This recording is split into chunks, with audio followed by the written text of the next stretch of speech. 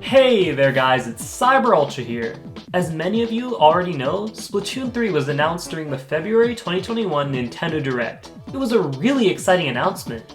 We got to see a teaser of the Chaos theme it has going, which is based off of the results of the final Splatfest in Splatoon 2, which had Team Chaos and Team Order go face to face. We also got to see proper gameplay, which shows a few new mechanics, like this new twirl movement option and a new way of respawning. I would have really liked to have made a video about the game right after the Nintendo Direct in which it was revealed, but I was just way too busy with other stuff. Hopefully I'll be able to cover the E3 Direct happening on the 15th. But there is one issue I've seen a lot of people bring up lately, which is the fact that lots of people think the game is coming too soon after Splatoon 2, and that there hasn't been enough time between the entries. So in this video, I want to go over some of the arguments people have made and why I agree or disagree with them. Spoiler alert, I'm really excited for the game, and I think it's great that we're getting another entry in the series. Before we get right into the video, make sure to press like and hit that subscribe button for more videos like this. I really appreciate all the support you guys have shown me lately. Without further delay, let's get right into it. So the first argument I've seen a lot is that Splatoon 3 shouldn't be coming to the Nintendo Switch because the console already has Splatoon 2. A lot of people are saying that Splatoon 3 would only really make sense on Nintendo's next-gen hardware. Most Nintendo series only get one game per console. One example is the Mario Kart series, which has always only had one new game per system. It's important for us to differentiate series and franchises. A series would be something like the Mario Kart games, while a franchise would be Mario as a whole. We see tons of Mario games on every Nintendo console, but we've only ever seen one Mario Kart per system. That's where Splatoon comes in. Splatoon is still a very new franchise. It's 6 years old now, and the last game we got in the franchise was 4 whole years ago. It's been a huge success for Nintendo, and waiting for a new system to come out would just be too long of a gap. Nintendo has said that the Switch is only around the halfway point of its life, despite being on the market for over 4 years.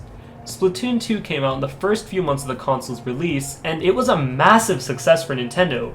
It would only make sense to try and build on the franchise and make it more mainstream by having new games come out for it. Even though we usually only get one brand new 3D Mario game per system, at least there are different types of Mario games coming out. Splatoon is still establishing itself as a major franchise for Nintendo, so it doesn't have spin-offs to fill in the gaps. And I don't know if Nintendo would already want to start making spin-offs for such a new franchise. If they want Splatoon to go bigger, it would only make sense to have another sequel now instead of years later. Next, I want to talk about gameplay. When talking about other franchises like The Legend of Zelda, we see that consoles will get multiple games, but that's because they're completely unique experiences. A game like Zelda Twilight Princess is completely different from Skyward Sword despite them both releasing on the Wii. But when we're talking about Splatoon, it's not a unique experience for each game. At its core, the main Splatoon series will always be a multiplayer shooter where you can transform between being a squid and a human. A new game in the Legend of Zelda series will always be a unique experience, while a game in the Splatoon series or the Mario Kart series, for example, will always be a new iteration of a concept that's already been done.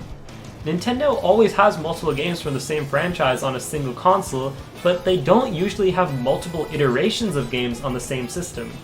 There are exceptions like the Mario Party series, and now, with the reveal of Splatoon 3, the Splatoon series is also an exception. So the question to ask is, why is Splatoon being given the rare chance of being an exception? The first reason I can think of is that it's a shooter. Shooters will often have multiple variations on the same console, and that's because the games are built from the ground up and can have a completely different style and feel to them. We already see how Splatoon 3 has a unique vibe and feel to it. The trailer almost entirely focused on the change of setting and atmosphere. This will reflect on every aspect of the game, like music, locations, and more. That's not something that can be done with an update to a pre-existing game, but only with a brand new sequel. I've seen a few people bring up the argument that they should just keep updating Splatoon 2 with new content, but we have to keep in mind that Splatoon 2 isn't a free-to-play game. Free-to-play shooters will introduce new updates in order to keep an active player base, which could lead to more potential microtransaction sales. Splatoon 2 is a full-priced game and a really successful one.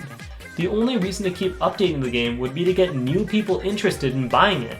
At this point though, after 4 years of the game being out, there aren't going to be too many new customers.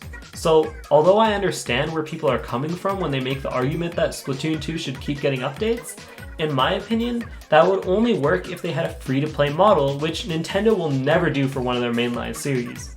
Having a sequel will lead to tons of people who are already fans double-dipping, as well as getting Switch owners who didn't have the console back when the game came out interested in buying it. Games sell best when they're the fresh, new thing on the market. Splatoon 2 came out during a time when the Switch was still a brand new console, so there were less people who owned the system when the game came out. Now though, there are over 80 million people who own the Switch and growing. Not only would fans be interested in buying Splatoon 3, but it would also bring back hype for the series at a time where there are more Switch owners than ever ready to buy and play their very first Splatoon game.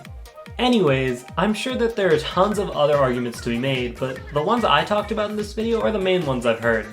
A lot of the points people bring up are valid and make sense, but personally, I disagree with the idea that it's too soon for Splatoon 3, which is why I made this video. For the sake of not making this video too long, I'll end it here. I really hope you enjoyed watching. I'm pumped for Splatoon 3, and I hope you are too. Fingers crossed that we get a brand new trailer for the game during the E3 Direct on June 15th. Thanks for watching, and I'll see you all in the next video.